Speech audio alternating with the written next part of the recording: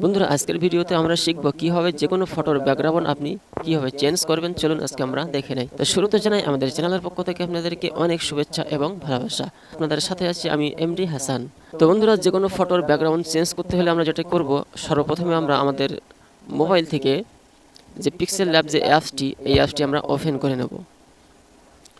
তো এই অ্যাপসটি ওপেন করার সাথে সাথে আপনার সামনে এরকম ইন্টারফেস চলে আসবে। এটা ওকে করব।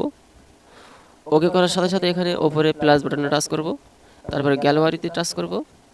গ্যালারিতে টাচ করার সাথে সাথে আমার এখানে ফটো, যে কোনো একটি ফটো যে ব্যাকগ্রাউন্ডটি আমি লাগাবো সেই ব্যাকগ্রাউন্ডটি আগে সিলেক্ট করে নেব। ঠিক আছে বন্ধুরা? তো মনে করুন আমি এখানে এই ব্যাকগ্রাউন্ডটা আমি এখানে সিলেক্ট করে নিলাম।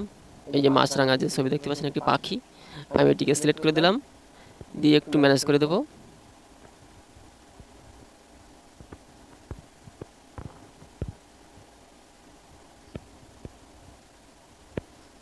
ব্যাস, আমার যে ব্যাকগ্রাউন্ড যেটা লাগাবো সেটা আগে বসিয়ে নিলাম। এবার আসুন একটু ফটো নিয়ে আসি। ঠিক আছে, আমারই তোলা একটা ফটো নিয়ে আসি, আমার নিজের ফটো। টিক মার্ক করবো। টিক মার্ক করার পরে এটিকে আমরা এখানে বসিয়ে দিলাম।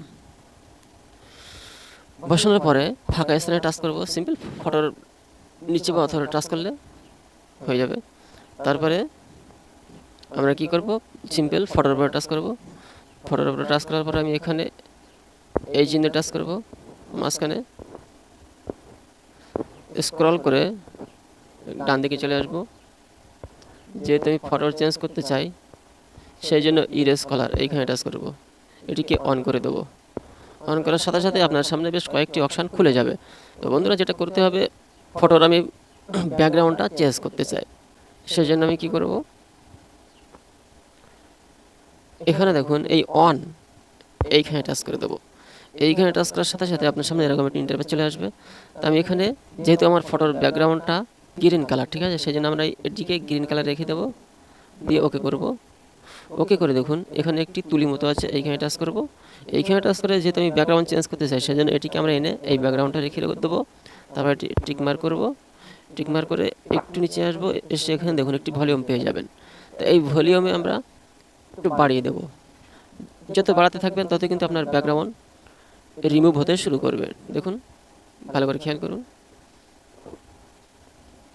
খুব বেশি রিমুভ করতে গেলে কিন্তু আপনার ফটোর বিকৃতি হয়ে যাবে। ঠিক আছে, তো এবার নিচের দিকে এসে এটিকে একটু বাড়িয়ে দেবো। এটিকে আমরা 11 রাখলাম রেখে।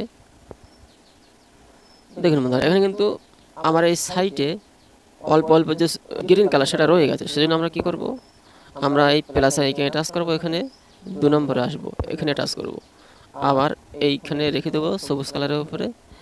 এখানে রাখার পরে এটা টিক মার্ক করব, আবার তুলি চিহ্নিত আসব, এসে এখানে রেখে দেবো যেখানে গ্রিন কালার দেখা যাচ্ছে। টিক মার্ক করব করে আবার একটু নিচের দিকে আসব, নিচের দিকে এসে এই ভলিউমটা একটু বাড়িয়ে দেবো। ঠিক আছে বন্ধুরা?